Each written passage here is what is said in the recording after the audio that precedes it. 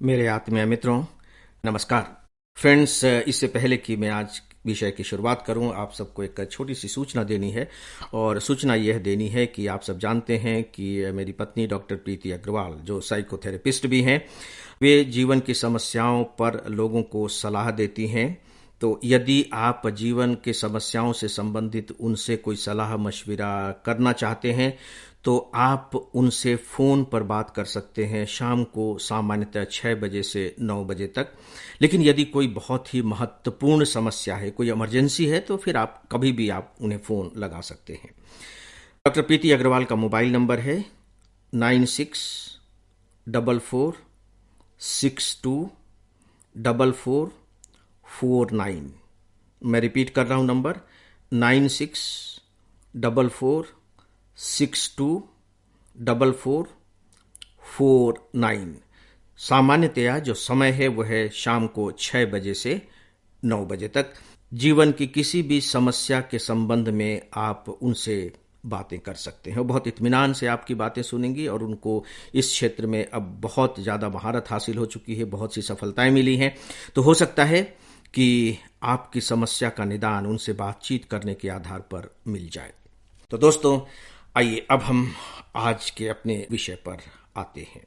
Friends, आपको याद होगा कि कल मैंने आप सबके सामने एक सच्ची कहानी प्रस्तुत की थी, प्रेम से जुड़ी हुई कहानी।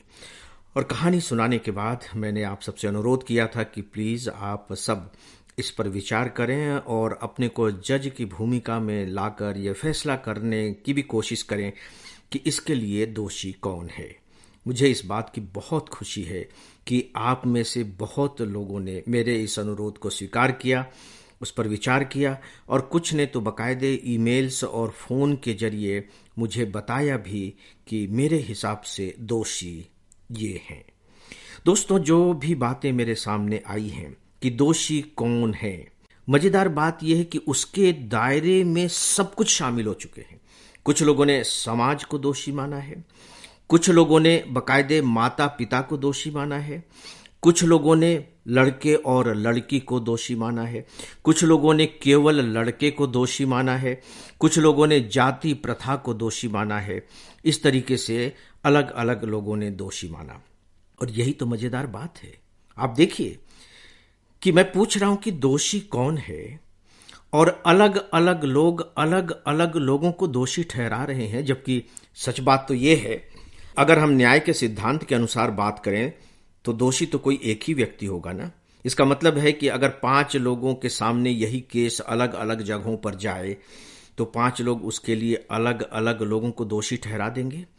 तो क्या यह न्याय हुआ? भाई, न्याय तो तभी होगा जब किसी एक को दोषी ठहराया जाए। सच पूछे तो मुझे पहले से ये बात मालूम थी कि इस मामले में ये बहुत रोचक बात सामने आएगी। दोस्तों, अब इसी को आधार बना करके आइए हम लोग कुछ बातें करते हैं, और इनफैक्ट सच पूछिए तो मंथन करते हैं। जी हाँ, मंथन, दिमाग का मंथन।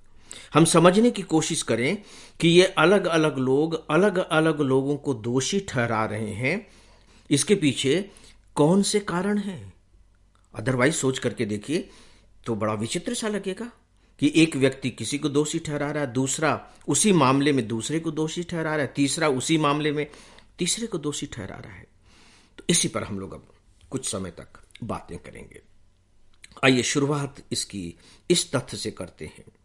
हमारे सामने 2 शब्द हैं, दोषी कौन है और गलत कौन है। सामान्य तौर पर इन दोनों शब्दों का इस्तेमाल, मैं अंडरलाइन कर रहा हूं, सामान्य तौर पर इन दोनों शब्दों का इस्तेमाल क्या हम एक ही रूप में नहीं करते हैं? सोच करके देखिए कि भाई वो गलत होगा, उसने गलत किया होगा, उसने गलत किया होगा, इसका मतलब है कि वह दोषी होगा। दोषी के लिए एक और शब्द हम इस्तेमाल करते हैं समाज के स्तर पर, वह शब्द है जिम्मेदार। इसके लिए कौन जिम्मेदार है, राइट? तो विशेषकर हम दोषी और गलती, दोष और गलत, इन दोनों को एक जैसा ही मान करके चलते हैं, और काफी कुछ एक जैसे हैं भी, लेकिन बिल्कुल एक नहीं है। गौर कीजिए, एक जैसे तो हैं लेकिन बिल्कुल एक नहीं है। क्या आप मेरी बात से सहमत हो सकेंगे? सुनने के तुरंत बाद आप मेरी बात को रिजेक्ट कर देंगे कि नहीं नहीं, ऐसा कैसे? जो गलत करेगा भैया वो दोषी भी तो होगा, और दोषी वही होगा जो गलत कर रहा होगा। सही करने वाला कभी दोषी हो ही नहीं सकता। लेकिन इन दोनों में फर्क है, क्योंकि जब तक हम इन फर्कों को नहीं समझेंगे तब तक मेरे जितने भी प्रिय श्रोता हैं किसी एक को दोषी नहीं ठहरा सकेंगे। फिर तो वही होता रहेगा जो हो रहा है। दोस्तों, इन दोनों शब्दों में सबसे बड़ा फर्क क्या है? जैसे उदाहरण के तौर पर आप खेल की दुनिया को देखिए। क्रिकेट का खेल होता है, बैडमिंटन का खेल होता है, टेनिस का खेल होता है। हर खेल के अपने नियम होते हैं, राइट? मैं बाहर का व्यक्ति हूं, मैं खेल में शामिल नहीं हूं, तो मैं कहीं भी आ जा सकता हूं, कहीं भी आ जा सकता हूं। लेकिन यदि मैं खेल में शामिल हूं तो क्या मैं कहीं भी आ जा सकता हूं? मान लीजिए कि मैं फुटबॉल खेल रहा हूं, तो क्या मैं फुटबॉल को, यदि मैं गोलकीपर नहीं हूं, तो अपने हाथ से पकड़ सकता हूं? नहीं पकड़ सकता। और यदि मैं पकड़ूंगा तो क्या होगा? मुझे दोषी करार दिया जाएगा। और जब दोषी करार दिया जाएगा तब क्या होगा? उसकी सजा दी जाएगी, उसका दंड दिया जाएगा। इसका मतलब है कि दोषी उसे ठहराया जाता है जो नियम के विरुद्ध कुछ कर रहा होता है।